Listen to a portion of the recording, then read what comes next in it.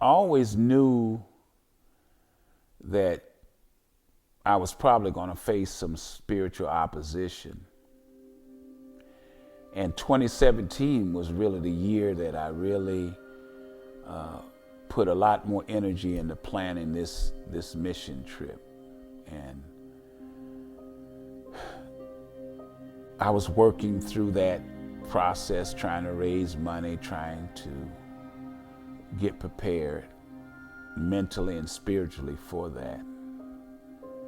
And during that time, something that really impacted me more than anything was the fact that that was the year my dad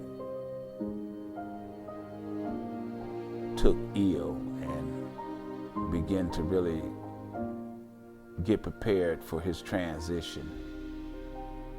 I didn't know how soon it was going to be, but it was something that really impacted me, and he would spend time, and he was so excited for me taking that trip. I mean,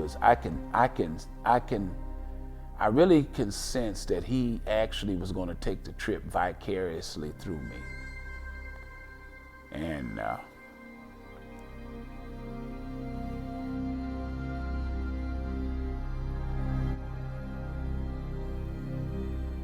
I really wanted him there, because one time he was down sick, and he said to me, he said, "Son, I wish I could go with you." And I said, "Dad, you can go?" I said, "You can go." Because I was going to do everything I could to take him if he wanted to go. And he said, "We'll see, we'll see."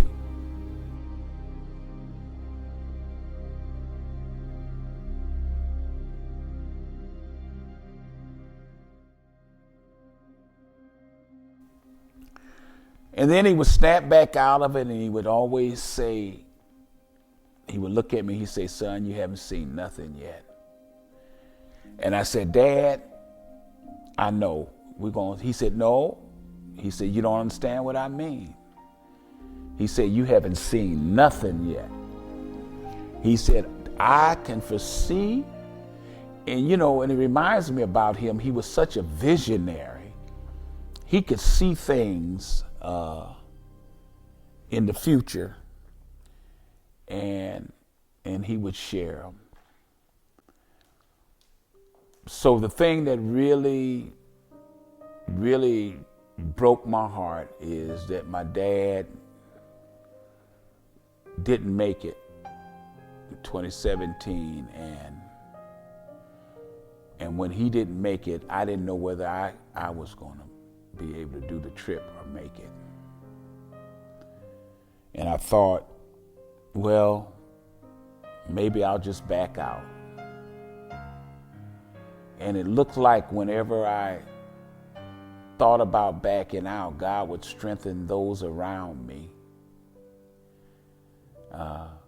And they would tell me, "Bishop, you can't back out. You got to go." And so that was a struggle, and it was a walk of faith. And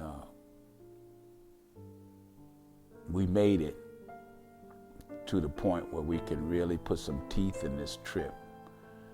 But when I began to think about my dad, it was difficult, more than I think those around me really knew,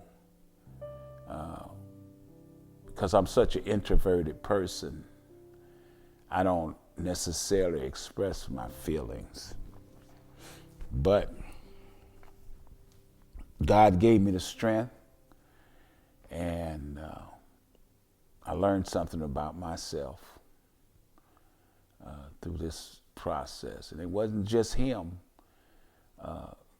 Leading up to him, I had to do so many funerals and experience so many deaths of people that were part of the congregation.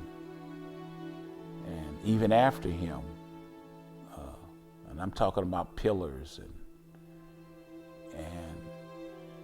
But one thing I found out, that God always gave me grace and gave me strength to weather the storm. And I was reminded that I walk by faith and not by sight. So I just thank God for giving me strength to do this mission trip. I really do.